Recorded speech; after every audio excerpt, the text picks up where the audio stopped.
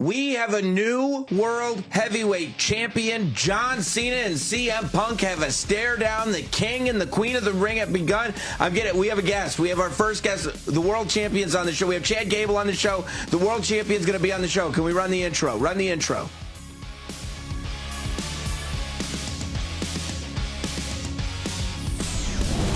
All right, guys, welcome in. Raw recap, Megan Morant, Sam Roberts, and with us, this is very, very special. The new, and I don't want to say I'm surprised to say, but I think a lot of people were shocked at the outcome, and maybe we shouldn't have been. World heavyweight champion, a man who honestly delivered on every single thing that he said he would deliver on, to the chagrin of a lot of people, not only in Phoenix, but all over the world.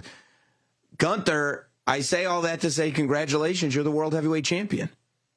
Thank you. Of course I am. You said it caught everybody by surprise. I don't know what's surprising about that.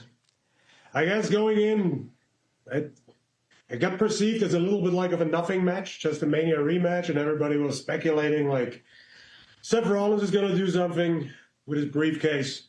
Goldberg is going to show up to finally kick my ass. The reality is, when I was World Heavyweight Champion the first time, all those big names, they stayed away from me. And for a very good reason. Because ever since I arrived in this company, I've been the most dominant guy around here. And yes, I lost at WrestleMania, and yes, I lost to Jey Uso, and I'm going to give him credit for that. But this is a marathon, not a sprint. And in that case, nobody matches me. Nobody's got the mental ability. Nobody's got the confidence. Nobody's got the stamina to last that long. It's only me. I'm competing in my own class. Wow. I mean, it's incredibly difficult to argue. And the other thing is, I often describe you as the ultimate power of reality, meaning that reality is that thing that wakes us up from our dreams. Reality is that thing that reminds us that fairy tales are fairy tales, and reality is here to come and crush all that and just give you that dose, fair or unfair in your mind. Reality is always going to be reality, and somehow, and I think pro wrestling is that way, we think, and we've been able to escape into a world of fantasy for years and years and years, and there's something about you, Gunther, that has finally brought that dose of reality into pro wrestling, and I think it can be uncomfortable for fans like me that have grown up knowing that the good guy wins, regardless of how crazy it might seem. Well, I agree with you, because, yes, professional wrestling, this is a crazy, exciting, and a beautiful world. And a lot of my colleagues, a lot of other competitors, they all live in dreamland.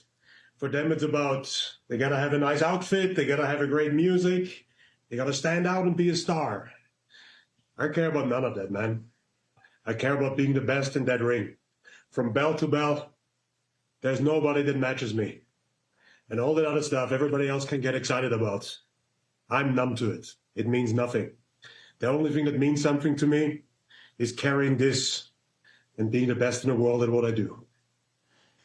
So, I mean, on that note, maybe you just answered the question, but when you have a victory like that, I think a lot of performers, professional wrestlers, and everywhere, the reaction, the crowd, the reaction at home is part of it, and it's part of the motivation for you to do something that you set out to do and achieve the ultimate goal. You're now a two-time world heavyweight champion, but I feel like the minute that bell rings, you don't have adulation. You don't even really have all that many boos. You have disbelief. Again, the air gets sucked out, which is what happens when you wake up from that dream.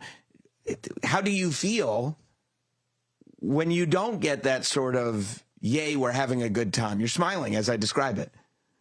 Well, reactions like today. Yeah.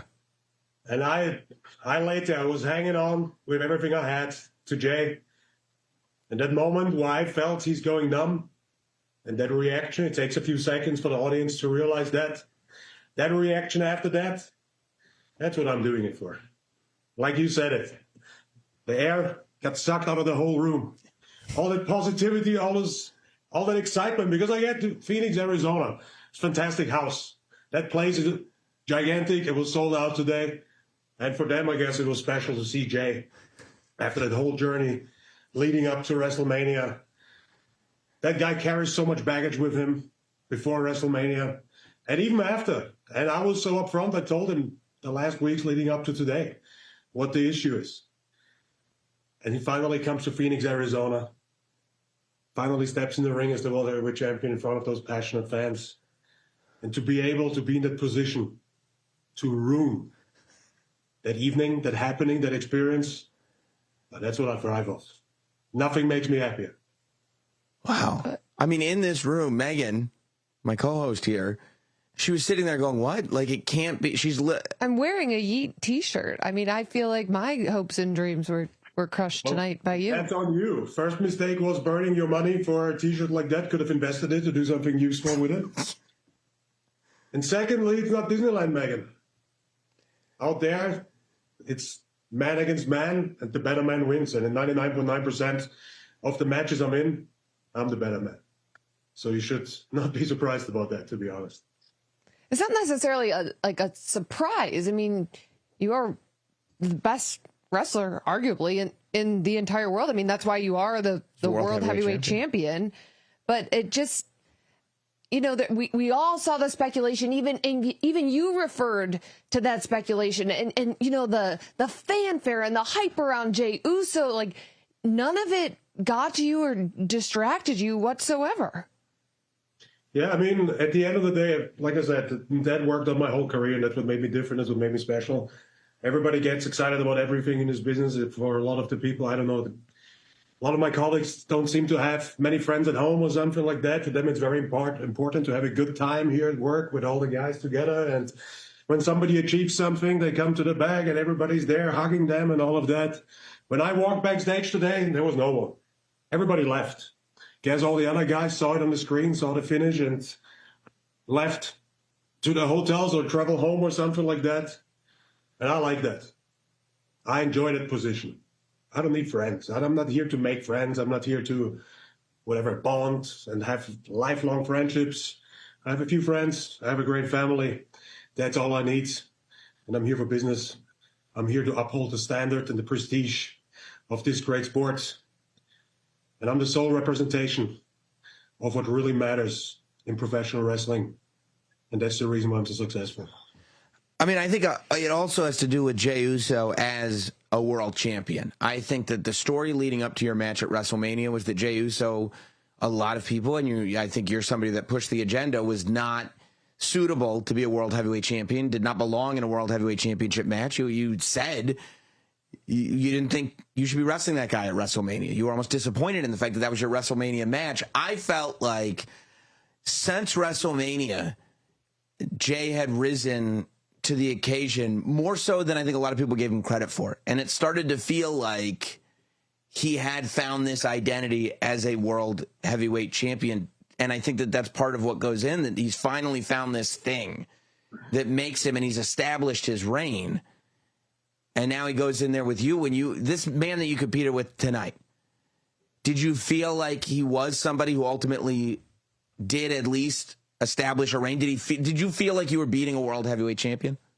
Oh yeah, for sure. And I said it before, I gotta give it to Jey. I think everybody that is heading into a match with me is considered the underdog. I think especially Jey before WrestleMania was, because I've beaten him, I think 3 or 4 times before that, for the Intercontinental Championship, for the World Heavyweight Championship before. And yeah, to me, it was like done business. It was like, okay, I beat that guy, I move on from it. But he's stuck to it, and he kept grinding. He won the Royal Rumble, so we ended up at WrestleMania again. And I got to give it to him. I think he stepped up. I think he fulfilled a lot of the hopes and expectations that the people had in him. But everybody, the audience and everybody backstage, should have been realistic enough that it was fun while it lasted, but over time, reality has to set in. Seth has the Money in the Bank briefcase. King of the Ring tournament is happening. The finals are going to be at the King and Queen of the Ring at the Night of Champions premium live event. You've got people already lined up. Who do you look at now? Now the target's on your back. You're not chasing anymore. Who do you look at as people that you go, yeah, maybe he's next? Yeah, this is somebody who I'd like to defeat as world heavyweight champion. I mean, that's what I always say when I'm in this position, and I'm not the one to look at people and be like, who's my next challenger? Mm-hmm. I care less. Mm-hmm. I'm one that holds that prize that everybody desires. So it's up to everybody else to knock on my door and prove themselves. And yes, Ever Hollins has got the Money in the Bank briefcase. Good for him. When I was champion the last time, he was nowhere to be seen. So let's see if he feels a little bit more confident now as the briefcase holder with his set of new friends. Maybe he feels a little bit more confident now. And just in general, everybody else. I'm not intimidated by anyone. I'm not afraid of anyone. I'm not afraid or intimidated by any high-pressure situation. That's what I worked my whole life for, to be in this dominant position. So whatever the future holds, I'm more than prepared for it. And you think that the reason that we didn't get a cash in, the reason we didn't get a Goldberg run in, the reason we didn't get anything, we didn't get a bloodline thing, we didn't get anything, we just got a you putting Jey Uso to sleep, was the fact that people realized that Gunther is not the one to try tricks with. Well, it is nothing. Did you see what happened out there? Yeah. Did anything look like it's a pleasure? Did anything look like we're having a great time out there? Yeah. I'm not here to get out with my colleagues and have a great match. Let's kill it tonight. I don't care about any of that. I'm not here for a good time. I'm here to be the best. I'm here to become rich. That's what I'm here for. Not interested in anything else. So whoever's next, whoever wants to be next, whoever qualifies, it's fine with me. I'm more than prepared, and I highly doubt that anyone feels comfortable walking into this ring when he's about to face me. Well, Gunther, I can't tell you how much we appreciate you being as generous as with your time as you have been. You know, you're generous with your time. It's not like I had a choice. Like, I've been told to come here. Oh. I didn't think, let me catch up with those guys. It's fun. But I hope I answered all you guys' questions. Yeah. And yeah, get comfortable and settled with the reality. I'm trying to. Thank you so much, Gunther. Yeah. Gunther being on top again. See you guys later. Guys, summer is here, and all the goodness that comes with summer is coming along with summer once again. I'm talking about more light. I'm talking about more time to do all the things that you love. I'm talking about not being in a kitchen cooking your food indoors. That's where Factor comes in. We love Factor. Factor's chef-crafted, dietitian-approved meals, they're ready in 2 minutes. They take all the hassle out of eating and eating well. Factor meals arrive fresh. They're ready to eat. They're perfect for any active lifestyle over summer and beyond. With 45 weekly menu options, you can pick gourmet meals that fit your summer gains and goals. They got all kinds of options. Calorie Smart. They got Protein Plus. They got Keto. They got everything. Factor powers, as a matter of fact, your day from sun up to sundown. Look, forget all this stuff. Not only do I eat Factor because I got no time in the day, but I gave Factor to my kid. My kid said, what are you eating? Can I have one of those meals? I want to start training too. I want to get big like a wrestler is what he said. He loved this thing. These kids, they don't eat anything. He opened his Factor meal. He started eating it. The whole thing was gone.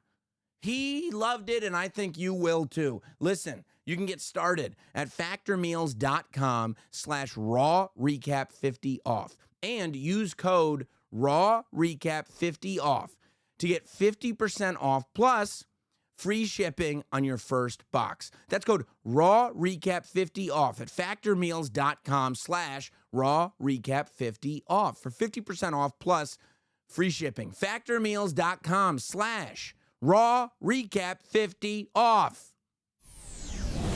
I mean, the world heavyweight champion is Gunther. And I get what you're saying, Megan. And we watched it here. Let's just be honest, because this is a lot. First of all, amazing, regardless of if he's appreciative or not, whoever hooked the interview up. It was a good get. I was kind of blown away that I'm literally cutting the cold open, because we do have Chad Gable on the show, and I can't wait to talk to Chad Gable. But in my headphones, like as we're cutting, because we do the show right after Raw, and I'm getting, we got Gunther. was uncomfortable for me wearing a Yeet t-shirt and sitting here heartbroken. You whispered that as the thing was playing. You're like, I'm wearing a Yeet shirt. But, I mean, you brought it up. You felt true to it. Here's what, so, first of all, during that interview, I was trying to be delicate because, like, when I said that the life got, or the wind got sucked out of the room, like, usually people take that as an insult. And I didn't want to tell him, you know what I mean, that you sucked the wind out of the room in a way that, like, it was an insult. It was more just that's honestly, that's the most true to who Gunther is as a character. He would suck the wind, but the fact that I, like, kind of started to try to dance around that, and Gunther was like, it just started smiling and goes like, oh yeah, I love to do that. Well, I love how you described him as reality. Yeah, I mean, because it is. We live in this fun fantasy world where we're yeeting. I mean, you and I were on the floor at the Intuit Dome in Los Angeles, and we did like 4 rounds of yeets with Jey Uso, and it was so much fun. I threw my right shoulder out. You did? Yeah, I woke up sore. But tonight we woke up from that fun Fantasyland dream. And I'm bummed about it. Yes. And it was just I'm this not sort surprised. of. You are. Yes, you are. Little, yes, you are. Yeah. Yes, you are. I wasn't ready for it to end.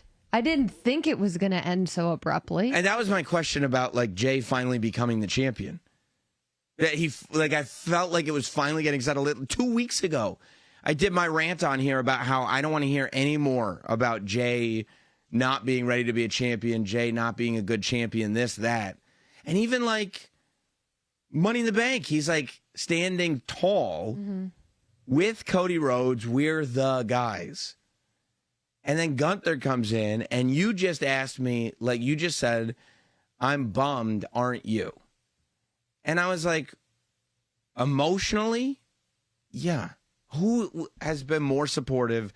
I literally, on the Not Sam podcast, I was the only one that predicted Jey Uso was going to win the Royal Rumble. You were? I wanted it from before the Royal Rumble, and then I got it. And then I was like, Gunther is the one I want. And then I wanted him to beat Gunther. And then I wanted him to be the champion. I wanted Jey Uso to have this. I wanted him to have the run that he had. And you've been defending him against all of the haters on the internet. From the beginning. Yeah. And even more so now. And I was sitting there saying, I don't see how Gunther could lose to Jey Uso again because he's Gunther.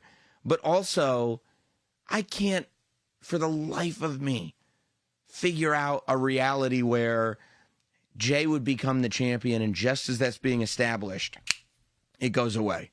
Yeah, on a WrestleMania rematch on a random Monday Night Raw. With a Raw after Money in the Bank. But you're right. But it's not a premium live event. Yeah. Like, it wasn't Money in the Bank. It was just like, okay. And we went on this ride with Jey Uso to becoming a single star. Yeah. Yeah. And so now he's just not champion anymore. But, like,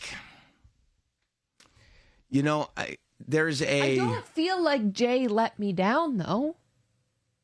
Well, yeah, Jay didn't do anything. He got beat by Gunther. Everybody gets beat by Gunther. And that, you know why you don't feel like Jay let you down? Because no matter how you feel, you know what I mean? Like, Gunther's saying, I want the life to get sucked out of the room. Gunther's saying, like, I want people to be disappointed. Gunther looking at you and saying you could have invested. Like, he thought that instead of buying a Yeet shirt, you should put it into a 401k. It's the least fun answer I've ever heard in my life. He didn't even say buy a Gunther shirt. I guess, but what's $30 in a 401k going to get you? I mean, you do the math times however many years. I guess I'd rather have a wrestling shirt. Wear it over and over again. But Gunther's always thinking. My kid's going to be so sad tomorrow.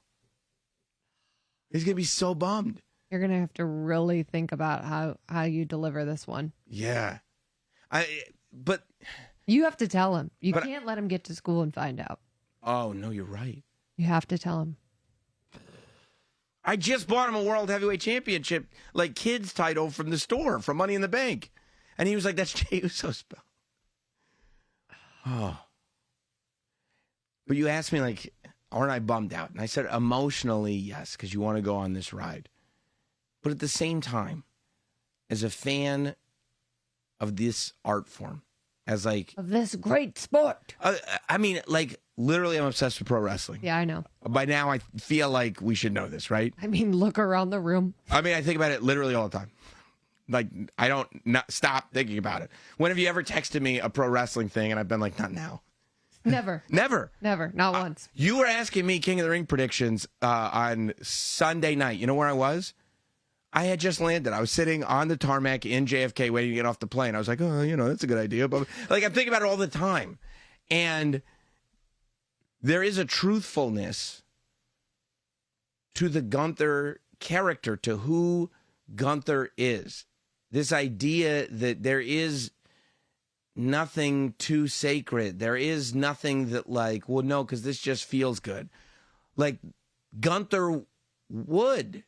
If we're to believe that Gunther is Gunther, Gunther would show up on a Monday night and completely out of nowhere just end your favorite wrestler's fairy tale run that is 15 years in the making. He doesn't need a premium live event. Bro. He doesn't need the fanfare. I mean, he got pyro when he won, but he doesn't need it. But he almost thought it was funny that he got pyro because everybody's so disappointed. Like, you've never seen a less happy fireworks show than Gunther's World Championship winning fireworks show. Correct. They were just, and you're like, what? And like you're sitting and it says the credits come up and here's your executive producers and you're like, falsy, right? There has to be something else. And I pull my phone up and I'm looking at social media. I'm looking at Twitter. There's got to be something, right? Here's how serious we told him in the truck, whatever's happening in the arena, can you put it in our ears? And it was just like Jay saying thank you. It was like it was over. And that's life. Like, that's real life. It's not fantasy life. It's not like pro wrestling cartoon show, but it's real life. Things just end because a thing ends them. And you don't have to like it, but you have to accept it. There's an inevitability to Gunther that, I mean, it's amazing because, like, you can have moments, and moments are fun, but what do I always tell you about moments? And then what? Right? They end. And then They're what? over. Right. Sami Zayn can beat Gunther at WrestleMania. And you get that what? moment. And then what? Gunther gets it all back. Jey Uso can beat Gunther at WrestleMania. Oh, and then he said this. Gunther tapped so fast, he'll never be the same. That's what they said. He tapped so fast to Jey Uso, he'll never be the same. You know what they said? They said this. He was buried. Didn't look I don't buried think so. tonight. I don't think so. He did not look buried I don't think so. whatsoever. Because there is an inevitability to Gunther, the likes of which we've never seen before. This is not an inevitability of a superstar that's been built over the course of 9 months. And like you build up this monster so that eventually the good guy can destroy him. That's not an inevitability. That's like, oh, he's the guy of the moment, right? Mm-hmm. I'm talking about years. I'm talking about a guy who, whatever that stat is, 80% of his WWE career, he's been a champion. And guess what? He's not ready for that stat to be messed with.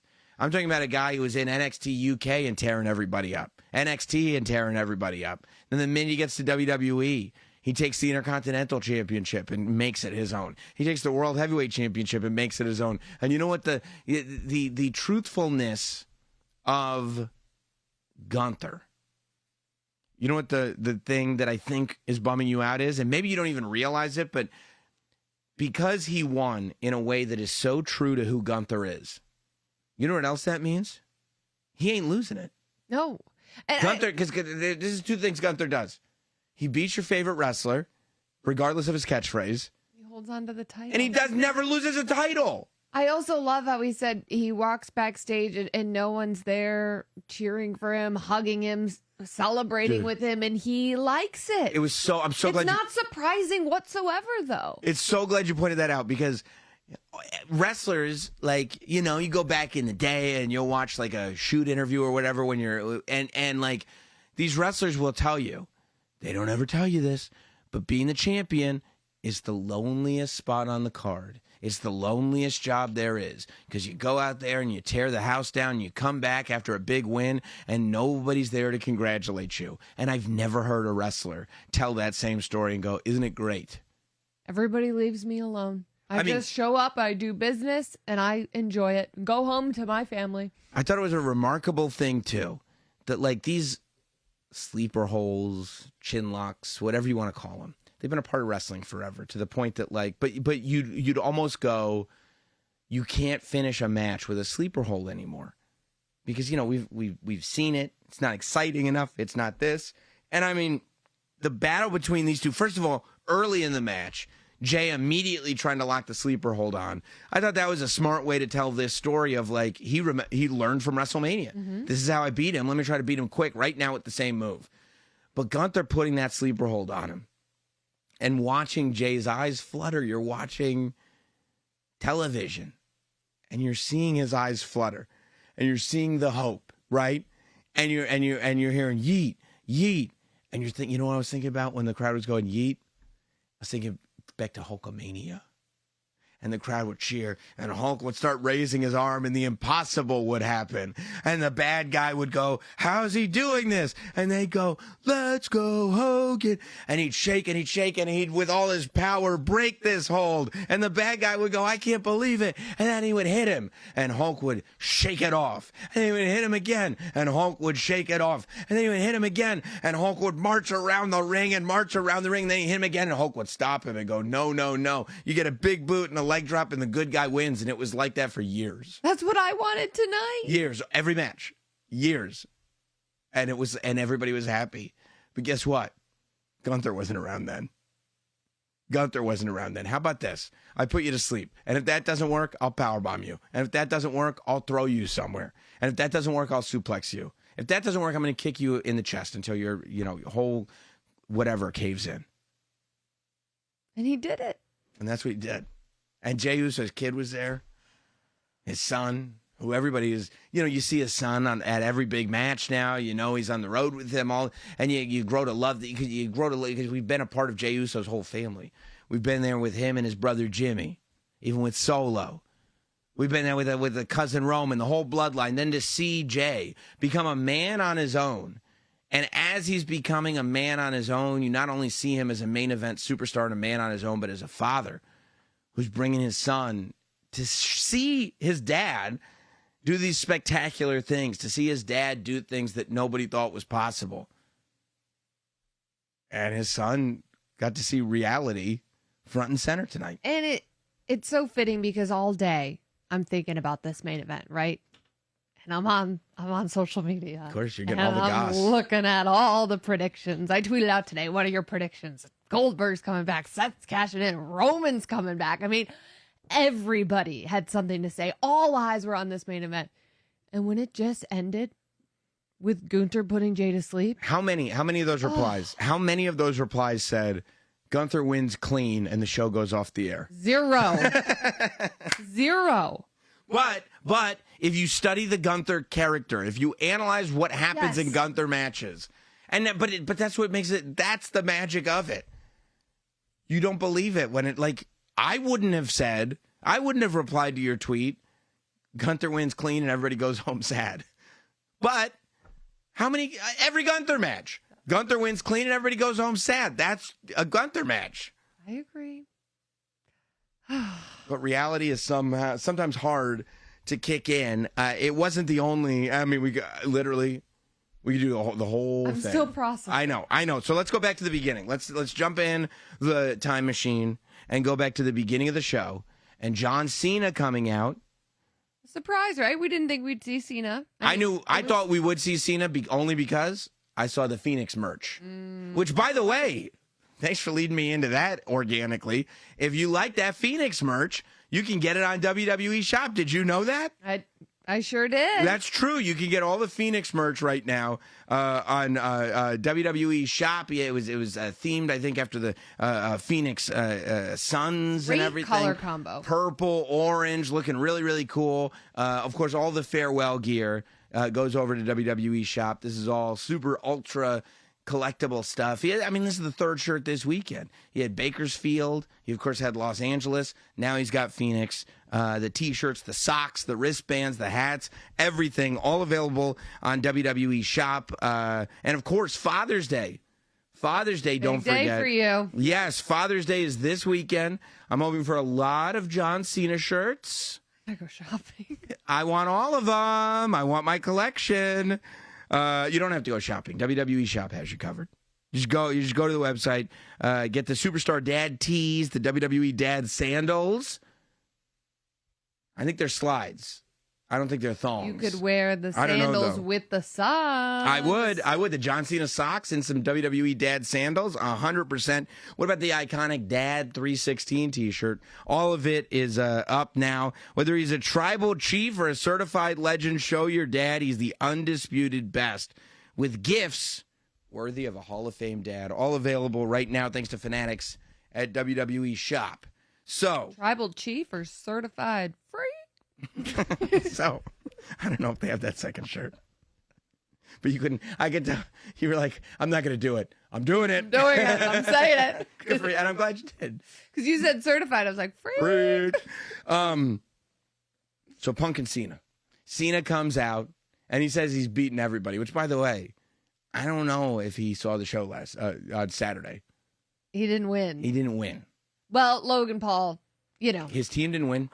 Yeah, and I think he'd blame that one on good old Logan. Blame it on whoever you want, but I will say this for Jey Uso. If John Cena and Jey Uso are both in a match, Cena ain't winning. Who's the one guy that's been in both of the 2 matches that John Cena has lost this year? Jey Uso. Boom. And who's won those matches? Jey Uso. Right, Royal Rumble and the Money in the Bank tag.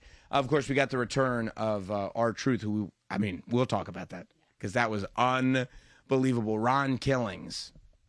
I'm putting a lot of respect on his name. But this was a moment that we've been waiting for a long time. And it was very different than the moment that we got at Elimination Chamber when Punk and Cena put hands on each other. Last year at some point, you said, what are John Cena matches I have to see? What did I say? Money in the Bank 2011. Yes. That was top of the list. Yes. Because that's one of my favorite matches ever. And I think that's a lot of people say that story is just one of the most remarkable stories. The way it was all pulled off in that match was amazing. But this rivalry. And the timing of it as well. Unbelievable. With what was going on with CM Punk, his contract, the pipe bomb promo. Absolutely. Yeah. Absolutely. Cena coming out and saying, I've beaten the best. And by the way, as he was saying that he's beaten the best, there was this the crowd was chanting CM Punk real quick before the music even hit. They said, you have not. And that's how you know how much people have been waiting for this. Punk comes out and he has words for John Cena. He did point out the irony of the fact that Punk is more. He clarified that it may look like he's more of the defender of the establishment, whereas John Cena is anti-establishment, but that wasn't the case. I think in simple terms, the irony is that CM Punk is the absolute babyface good guy, and John Cena is the absolute bad guy heel. Well, Punk pointed out he's the voice of the voiceless. He works for the fans, right? He said he wasn't a stan for TKO. Correct. Yes. And Cena, his real problem since he's returned is with the fans. With the fans. Punk said he wasn't here to kiss his final boss's ass, which that seemed unnecessary to me. But but he said something interesting. And there was something in John Cena's eyes. First of all, the way CM Punk and John Cena look at each other.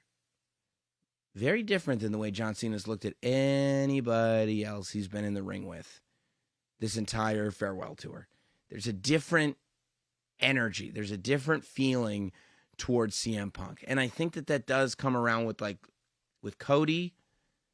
You're the new guy. You're the guy who wants to replace me. With Jey Uso, it was like, come on, Junior, you're a tag team guy. I was the main event guy when you were just a tag team guy. Even with Randy Orton, it's like we have history. Mm-hmm. But I was always the man.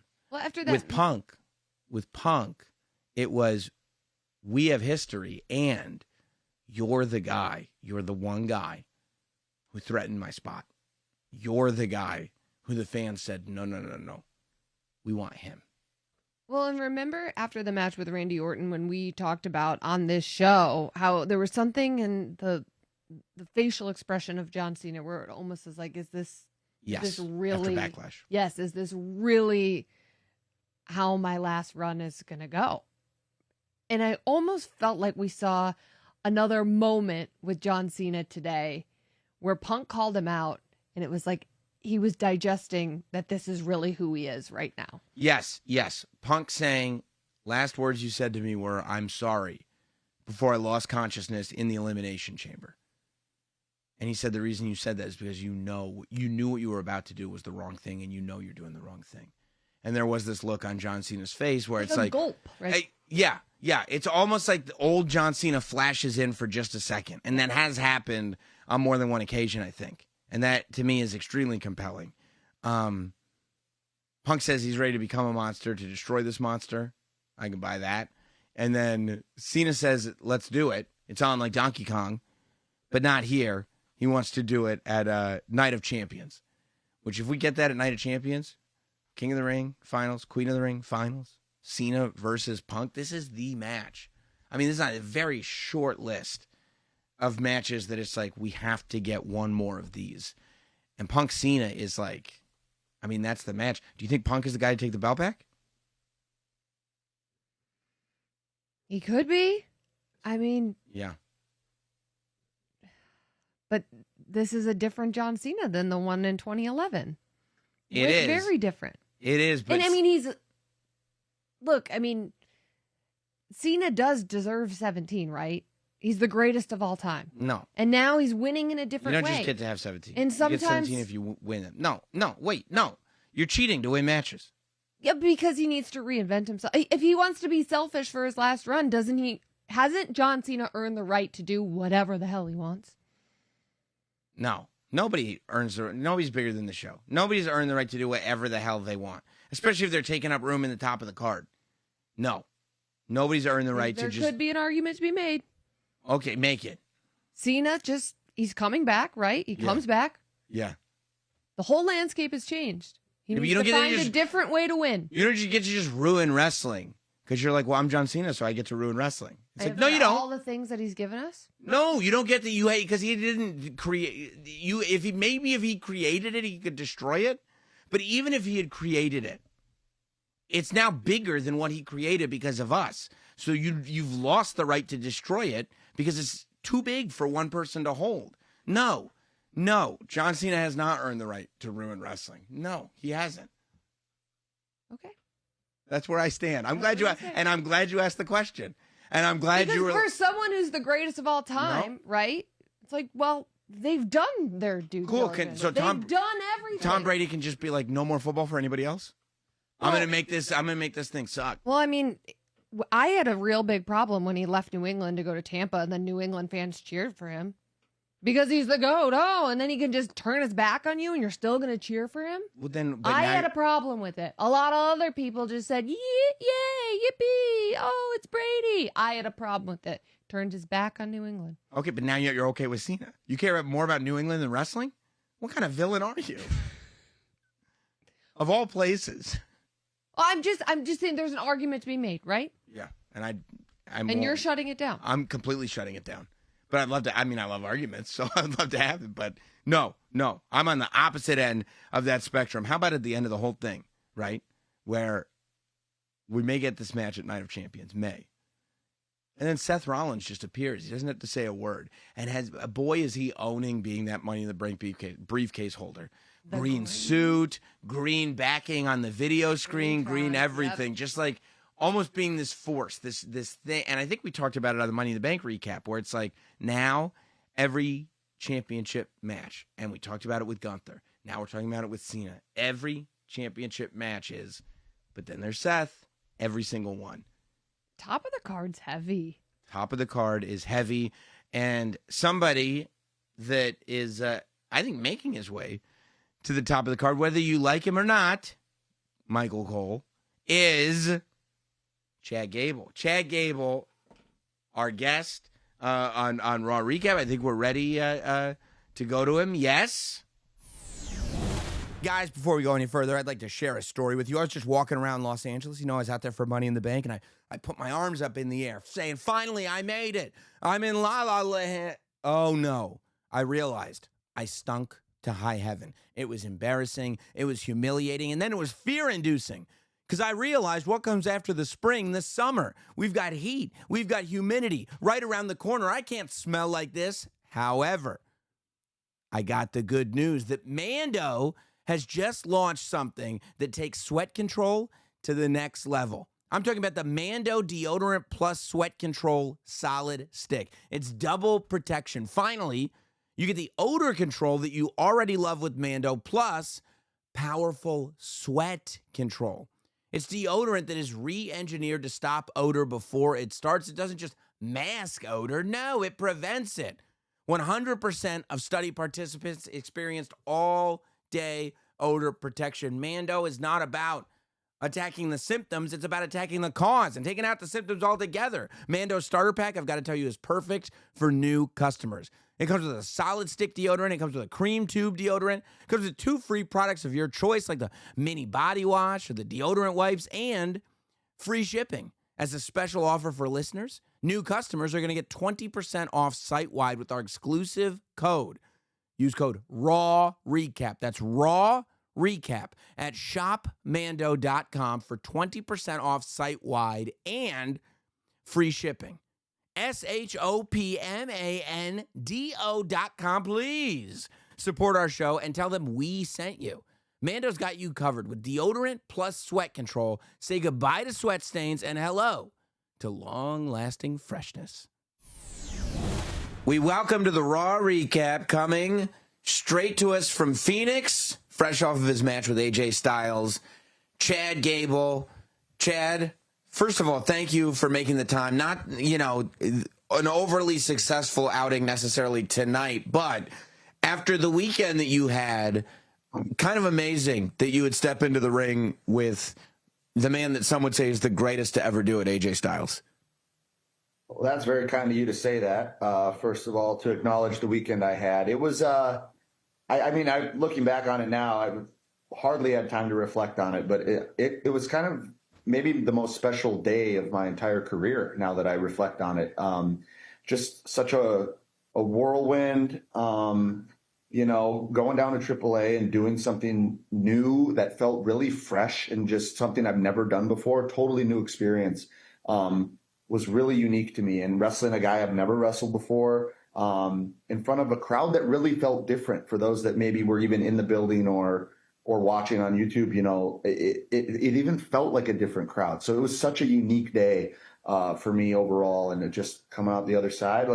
Why not have one more awesome match with one more incredible freak of an athlete, Yeah. I mean, it kind of like, I feel like for a long time, like those of us that have been following you and following your career, it's been this sort of like, why won't they just let him do what we see that he can do? Why won't they just like open the gates? Why? And now it feels like they have.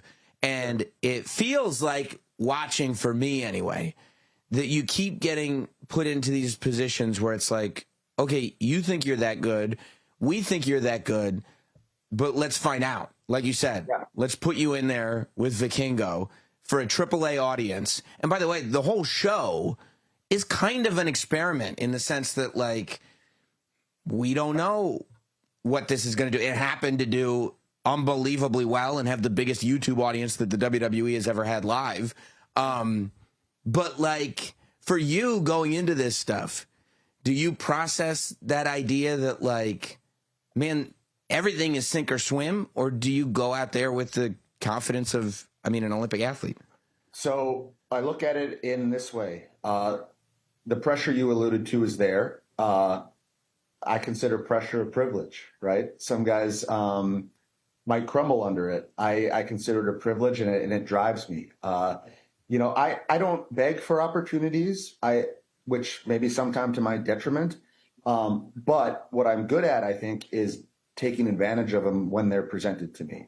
And so the AAA thing, above almost maybe any other one I've almost ever gotten, was an opportunity and pressure like I've never felt, because it's this new relationship that we've started with this company and this thing that we're trying to build. So to me, it's like a special thing. Like, we're building this together from the ground up now, this new version of it, right? Or the new take on it. And so that falls on my shoulders as being the first part of the first main event. And so, hey, man, if you think pressure is a privilege, this is like pressure like never before, because you better deliver and show that you did. And I think we did that by the numbers we produced. People obviously enjoyed the show. I thought it was knocked it out of the park. Everybody, every other guy in that locker room that night, you could tell they came to make an impact, to show the world, a new audience that maybe had never seen any of them before. This is who I am. This is what I do. And this is Lucha. This is AAA. And they did just like above and beyond what I could have even expected to deliver that. And now the buzz is out there, right? So it's cool. The thing was created. We did it. But now there's buzz on top of that. Like, did you see that first one? Wait till the next one. And it's just going to get bigger and bigger. I also think that, and you hit it, right? You hit the nail on the head when you said this is Lucha.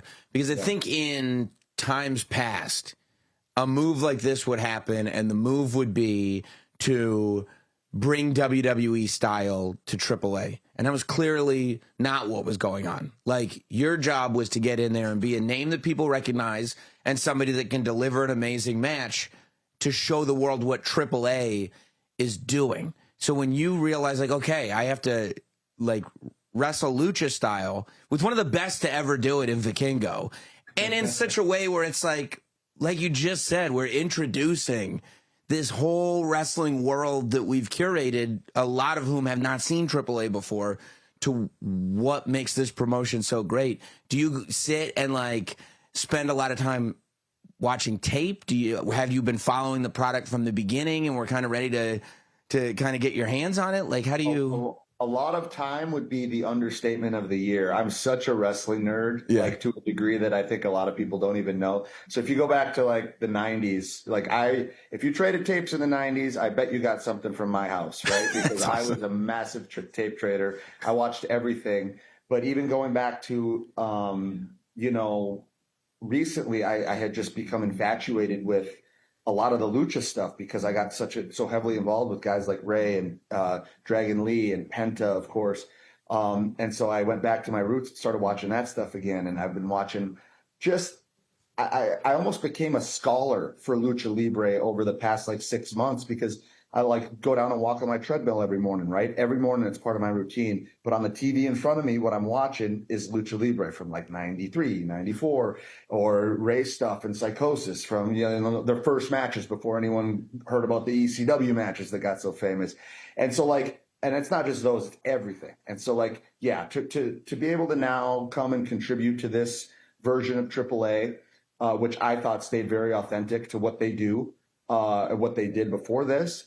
It's just such an honor, and I took it as a personal challenge to adapt my style, not so much say, oh, I'm going to wrestle, this specific style and do these moves because it's Lucha, but say, you know what, Vikingo's a guy that has a style that I've never wrestled before. He's got moves that I've never faced before. Let's see what he's got, and I'm going to react and respond in my own way. It's almost like art, it's like you just flow with it, you go with it. And what you got was something that I think was our audience was just not used to, and they're going to fall in love with. Megan, I'm so hoping that we have post office receipts somewhere, because the idea of Sam Roberts and Chad Gable at one point in our lives exchanging wrestling tapes. We got to look into that. I mean, it's very, very possible. There's no question about it. It happened. I bet it did too. Well, and Sam, you brought up, a lot of the WWE audience is not familiar and hasn't been following AAA. And Chad Gable, you were really that one of those links, right? We're familiar with Chad Gable matches. How much of a responsibility did you feel on your shoulders heading into Worlds Collide to kind of bring these two audiences together? Yeah, as I said, like pressure, right? And I like the privilege of being that conduit between like WWE's main roster product and now this evolution of AAA, but also maintaining the balance between what AAA was, its history, and now bringing this to it. What a privilege and an honor to be asked to do that. And a heavy, heavy, high pressure day that I think was just, I thrive in those situations. Like I said online, it gives me life, man. Like I felt so alive that day, just with the opportunity, with the atmosphere, with what was in front of us. It's like you're on the doorstep of something that's going to be really big. And there's very few and far between are those days that feel like that, like in the building where you know something big is just happening. You're in the middle of it. It's happening. And that was one of those days. It was really cool. Did you go back and watch it already? I've seen clips. I haven't even had time to go back and watch it. I've been running wild since then, doing some things here and there, but also traveling and, you know. Yeah, it's been a busy time. I mean, and somehow, by the way, psychology has never escaped you either.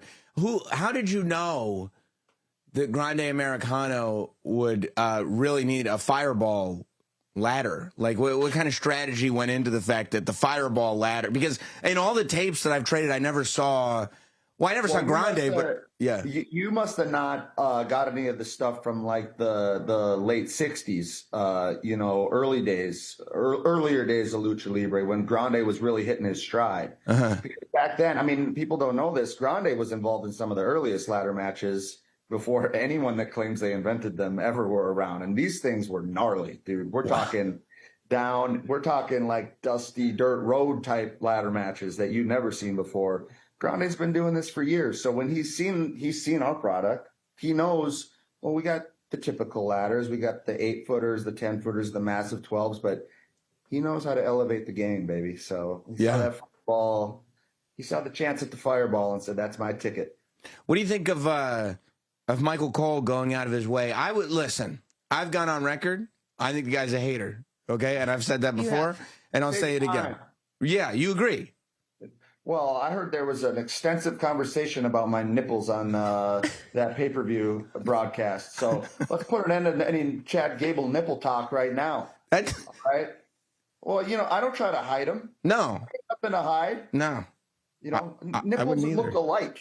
Mm-hmm. So what are you telling me? You're going to match someone's nipples because you can? I mean, ridiculous. I mean, I just can't imagine Grande in there breaking his back for the entertainment of all of us, and the voice of the WWE is too busy comparing nipples to superstars. I mean, that's crazy to me. What are we doing here? What are we doing? Come here. All right. Now, I'll tell you who I do respect. Pat McAfee. That guy's a genius. You think so? Right? Yeah. Knows what he's talking about. Trust him. Take him at his word. Face value. Everything that man says. Take it to the bank, baby. The boots that you lent Grande Americano, I saw you tweet about it. People were like, oh, you know, Grande was wearing Chad Gable's boots. It said Chad Gable on the boots. And you said, well, I loaned him boots. Number one, did you get those back? And number two, are they in some kind of like place of esteem in your home to be like, you know, this lucha legend actually wore my boots? That's huge. Yeah, well, they're not in a place of esteem. They're just tucked away because I can't wear them no more. He's got slightly bigger feet than me. So he stretched them out. Last thing I would do is risk an ankle sprain. But I was happy to do it. I mean, I always carry an extra pair with me. I'm a professional. Grande, he's been around the block. He's been around longer than I have. But sometimes those guys let that get the best of them. You know, they get full. I was happy to do it. You know, he asked me to be kind of his mentor, show him the locker room, show him how it works around here. What am I going to say no to the guy? He needs a pair of boots. You want him wrestling barefoot? No. Nobody does. No one wants to see that. He has a impressive performance from Grande over the weekend in the Money in the Bank ladder match, but obviously he didn't walk away with the briefcase. So now he has to go back to the drawing board, come up with another plan to earn a world title. Have you talked to him at all about maybe putting the mask on the line for a world title opportunity? Mask versus title? Should that really be necessary? Are we really has the man not proved himself enough? I don't even know that he's been pinned yet since he's made his debut here in WWE, right? And we're already talking about, to get a chance at a title, you've got to put your most prestigious thing that you own on the line. Like, let's dial it back a little here, okay? And Megan, that's very disrespectful of lucha culture too. Yeah. Well, he didn't walk away with the Money in the Bank briefcase, so I was just posing No, he hardly question. walked away from the match at all. Did you see how much damage he took? Did you see what they did to him? Unjustly, unfairly? Walk away with the briefcase. I mean, he's lucky to be walking today. Let's just put it that way. He's walking, though? He's getting around. All right. That's. Can I tell you too what Big E said on this podcast? Well, we're talking about what these broadcasters are saying. Look at you. This is like gotcha journalism. Well, Did you see what this one said? Because I think people try to get away with gossip recap. What are we doing? Sometimes the quotes are justified. I get it. Thank you. He said, and you remember, he said it here on Raw Recap. He said, because I was talking about Grande and Chad as two separate superstars. Well, they are. Yeah. And Big E said, "Don't start that with me. I know every inch of Chad Gable's body. I've showered with that man. He did say that. And when I see the body of Grande Americano, I know I'd never forget that body, he says. Well, bodies change, as you know. Age does a lot of things to people. Right. So Biggie, I mean, no lies told there. We share a locker room, okay, full disclosure, but we haven't shared an actual locker room like that in years and years, as you know. He's taken on other roles. I love the guy. He's doing fantastic. But I mean, I'm a few years older than the last time he saw me. So who's to say? When's he seen me recently? No, that's a good In point. the shower. Okay. I don't know. Yeah, I have no idea. I wouldn't even assume. Well, Yeah. don't make assumptions. I wouldn't. What that does. Yeah, I want to do that. Oh. Yeah. I think. Go ahead. Let's cool it with this talk until you see me in the shower again soon, okay? That's, Is that an invitation to Big E? No. Okay. I was just yeah, checking. no, it's just, he wouldn't know. Is it? Hey, listen. I don't know if you read the internet, but on Twitter, there are people saying Chad Gable has shown himself to be possibly the best in-ring wrestler in the industry right now. I don't know if you watched, if you saw the clip, but I mean, while we're talking about broadcasters saying inappropriate things, Conan, while he was doing the commentary for Worlds Collide, talked about the aura, the kind of presence that people like LeBron and Michael Jordan gave off, and he compared that in wrestling to people like Shawn Michaels, Triple H, Rey Mysterio, and then he put both Vikingo and you in that category. I did not hear that. When you start hearing that praise about your work kind of finally coming to you, Yeah. what do you think? So I'm a little taken back by that because I hadn't heard that yet. Conan, obviously, going back however many years, 30 years, is one of my favorites. And the way that he's stayed involved with the industry and I think the amount of respect he's garnered, just for opinions, is the way he thinks about what we do is on like kind of this next level tier that you kind of come to respect. So for him to say that, first of all, is what a compliment. But what I will say is I've gotten a lot of feedback from my peers just about the weekend that just happened and things like that. And personally, the type of guy I am, nothing in the world possibly means more to me than the respect of my peers, right? You could tell me what a great wrestler I am. I could hear it from the fans. Even my peers telling me if they think I'm a good wrestler, that means almost nothing compared to what they think of like my work ethic and dedication to what we do. It's kind of a different deal to me to know that I am actually projecting and doing what I want to be projecting, which is that this is what matters to me. This is everything to me. And it always has been. It's been my dream since I was 8 years old. It's what I wanted to do and contribute. And the fact that I'm now contributing at a level that's getting praise and respect from the peers, like guys that I value up here, it just means more to me than anything else possibly could. That's awesome, man. Well, we love that you gave us some of your time here on Raw Recap. You deserve a rest, I think, maybe a couple days to figure out. Can you get that for me? I don't know. I don't know if I have that kind of pull. I don't know. But yeah, I mean, to physically heal and also mentally kind of come back down to earth and be like, wow, I just did that. So yeah, you've earned it, man. Thank you so much. And send our best to Grande. Yes. I got him on speed dial, baby. I'll get him the message. That's great. Thank you, man. Thank you, guys. Appreciate it. Look, we'll get right back to it, but we all know weather this time of year, it can turn on a dime. It is so hard to know what to wear and to be stylish. All winter long, you just see me in a hoodie and a pair of jeans. As soon as it becomes summer, I am lost. I was lost, I should say, until I found Mack Weldon. 1 minute you're sweating through your shirt, and then the next you wish you brought your jacket. You're going inside, you're going outside, you're getting things done in the yard. Mack Weldon has you covered with absolutely everything. Their new tech linen line combines the easy charm of classic linen with cool Max technology to help you look and feel your best all season long. Listen, you want breathable clothes. You want stuff that you feel comfortable in. You don't want stuff that feels like it's dragging on you or that you're sweating through it or anything like that. Mack Weldon is the answer. I got one of those Mack Weldon polos. Just because my wife wanted to see what I look like in a polo, I can't take the thing off. She's not even asking me to put it on anymore. I like wearing it so much. The breathable underwear, oh, they're perfect. The sweatpants, on a summer night, a pair of Mack Weldon sweatpants, there's nothing better, dude. Give your closet a breath of fresh air for spring. Go to MackWeldon.com and get 25% off your first order of $125 or more. That's 25% off with promo code RAWRECAP at MackWeldon.com. Promo code RAWRECAP.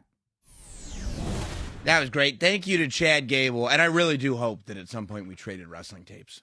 I have to believe that we did. You got to go through the archives, and knowing you still have them. I'm sure I do. I mean, I have somewhere in this basement. Absolutely. Well, you know what? It's all about moments. Chad Gable created a bunch of moments over the weekend. That's why you would trade wrestling tapes before there was YouTube, so that you could have these moments and watch them over and over again. You know who's great about capturing those moments and saving them forever? Tops. Yeah, that's exactly what I was going to say. I can't believe you knew that. Tops does it better than anybody else. Now, I'm talking about Tops Now. You know, this weekend on the Money in the Bank recap, we were talking about how the winners were going to get Tops Now cards, which are available for a few days and then done. You can get all kinds of limited edition, serial numbered, parallel versions of cards, signed versions of cards. But you go on, you order, and they make them right away. So we have the Naomi card here. This is the Naomi card available now at Topps.com, as well as cards from Seth Rollins, from Logan Paul. Stay on the lookout for more cards from the biggest moments from Money in the Bank and Worlds Collide. I don't know if you know this. Mr. Iguana's got a Topps Now card. I need it. I saw it. Mr. Iguana has a Topps Now card. You go on, you get the Mr. Iguana. I don't know if there is one. I would love a green refractor on the Mr. Iguana.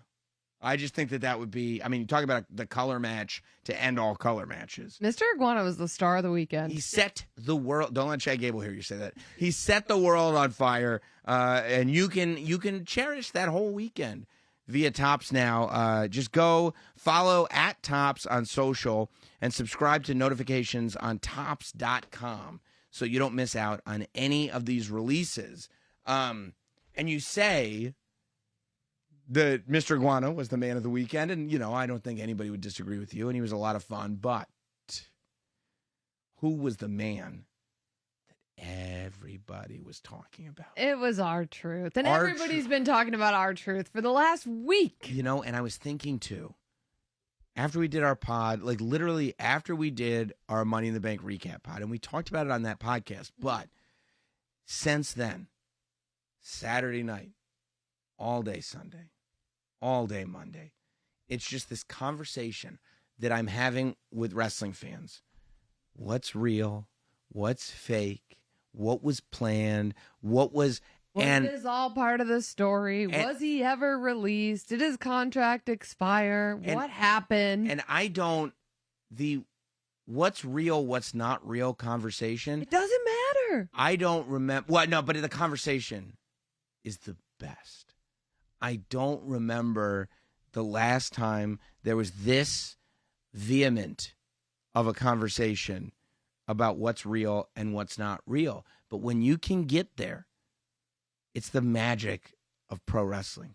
It's just the like experiencing that and going through it again. You almost feel like you're watching the NWO again or something like that. You're like, I don't know, I'm lost in this world where reality and storyline just completely merge together, and you're back into what captivated you about wrestling to begin with. And when fans feel like their voice is heard, it makes fans want to use their voices even more, which I think is really fun about wrestling. And guess what? Their voices were heard. Our voices were heard. That is what happened, and R-Truth comes out tonight. And the conversations, and we had it on the Money in the Bank pod. That tweet came up, and it said Ron Killings. I said, what? What is this all about? R-Truth pops out of the audience again tonight on Raw, and he gets up And he said, and he credits the fans for bringing him back. He said they heard you, they understood you, they felt you. And now the truth is back. Everybody loves R-Truth, but he might be too funny sometimes. Might be too forgiving sometimes. And all of a sudden, he takes out these scissors. And I go, I mean, you were with me. No. He's not going to cut his hair, is he? No. There's no way. And he takes those clumps of braids and just snip, and cuts all of his braids off and lets the world know. You think I'm a gimmick? You think R-Truth is a gimmick? You think I'm a sideshow clown? By the way, all this stuff, too forgiving, if you think I'm a gimmick, if you think I'm a sideshow clown, all of it is pointed right at John Cena. He's the one who's saying this stuff. But the fact that he takes his hair off and then says, Ron Killings is here. I am the truth. And you're going to need to put some respect on my name. And it's not, my bad. It's not like, who can say the most ridiculous thing. It's not, I'm wearing a silly costume. He wasn't confused whatsoever. I'm going to tell you something. People have been in love with R-Truth for a long time and entertained by R-Truth. You love R-Truth. Yes. Ron Killings is a former world champion. Before he was R-Truth, when he was Ron Killings, he was a world champion. This is who Ron Killings is. And he has the ability to be this entertaining guy. He has the ability to sing, to joke, to laugh, to be a 24/7 champion. And by the way, take a title that most of us thought was a hideous idea. Let's just be honest. And make it something. Take something that we're all saying, this stinks, and turn it into something that's like must-see television. It's also like, in what world would R-Truth ever be in the Judgment Day and make it work? Sure. We thought it was just a funny 1 or 2 off. But at a point... But it was probably my favorite iteration of the Judgment Day. No, Dominic Mysterio. Oh, but at a point, you do go, number one, what is this all being paid off to? And number two, maybe I'm not as appreciated as I thought I was. Yep. Maybe I need to remind people who Ron Killings is. Like, did you guys think that this is all I had to offer? I mean, based on what Truth, Killings, whoever he was saying tonight, it felt way more like he probably would relate to the things that Gunther was saying than the things that anybody else was saying. You know what I mean? And I just think the idea that we now get the opportunity to see this side of the person that we called R-Truth is compelling as an understatement. I was literally getting texts just saying this is great as Truth was up there doing his thing. It is so, I mean, Megan, this was a great episode of Raw, and we are all of a sudden heading into summer at 250 miles an hour. Yeah, I mean, we just got off of Money in the Bank. Not this weekend, but next weekend we have King and Queen of the Ring, Night of Champions. Yeah, and we've already got people qualified for that tournament. We have Roxanne Perez going there. We have Sami Zayn going in. We have Liv Morgan, who's got issues with Roxanne Perez, but now also has issues with Nikki Bella. We're about a month away from Evolution. It's nuts how much is going on right now. Bayley returned. How did we not even mention Bayley returned and attacked Becky Lynch? Crazy. We could do a whole second Raw recap podcast, but for now, this is where we will cease. We appreciate all you guys. Make sure you're subscribed across all audio platforms, Spotify, Apple, wherever you get podcasts. Make sure you're also checking us out on the WWE YouTube channel every single week and hitting thumbs up and hitting like and telling your friends, hey, there's this great WWE podcast. The WWE is letting Sam and Megan do in their basement. I don't think any of the higher-ups are watching, but it's amazing what they're saying. Tell them all. We'll see you next week right here on Raw Recap.